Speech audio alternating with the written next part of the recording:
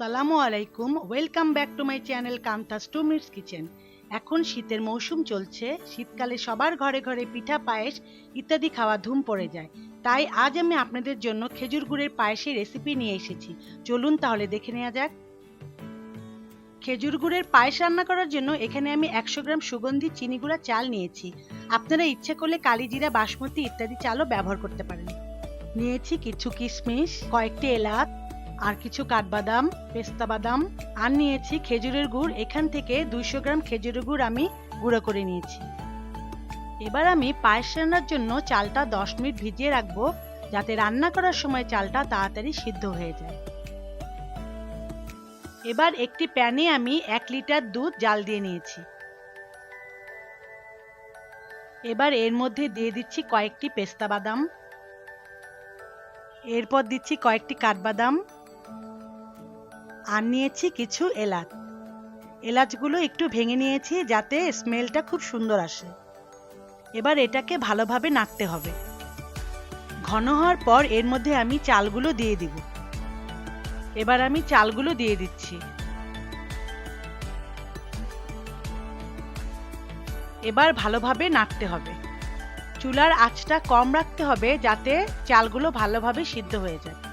এটি ভালোভাবে নাড়তে হবে যাতে নিচে না লেগে যায়। নাড়তে নাড়তে যখন চালগুলো সিদ্ধ হয়ে আসবে এবং ঘন হয়ে যাবে, তখন চুলার আঁচটা বন্ধ করে দিতে হবে। একটু ঠান্ডা হওয়ার পর খেজুর গুড়গুলো দিয়ে দিতে হবে, কারণ অনেক সময় গরম দুধের মধ্যে গুড় দিলে দুধ ফেটে যেতে পারে।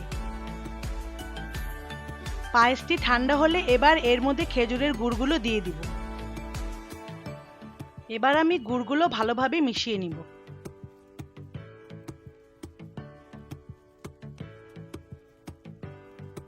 ভালোভাবে মেশানো হলে এবার চুলাটা জ্বালিয়ে দিয়ে 4-5 মিনিট রান্না করে নিব।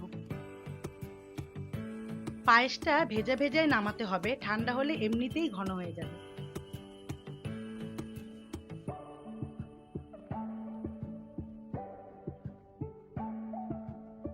এবার আমি পায়েসটি ভালোভাবে নেড়ে নিব যাতে নিচে লেগে না যায়। আমার মা বলতেন যে কোনো মিষ্টি জাতীয় খাবারে যদি একটু লবণ দিয়ে দেওয়া যায় তাহলে খাবারের স্বাদই নাকি দ্বিগুণ বেড়ে যায়।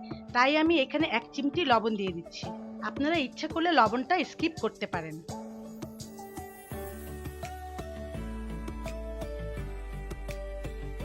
খুব সহজে তৈরি হয়ে গেল আমার তৈরি খেজুরের গুড়ের পায়েস। আশা করি আমার রেসিপিটি আপনাদের ভালো লেগেছে।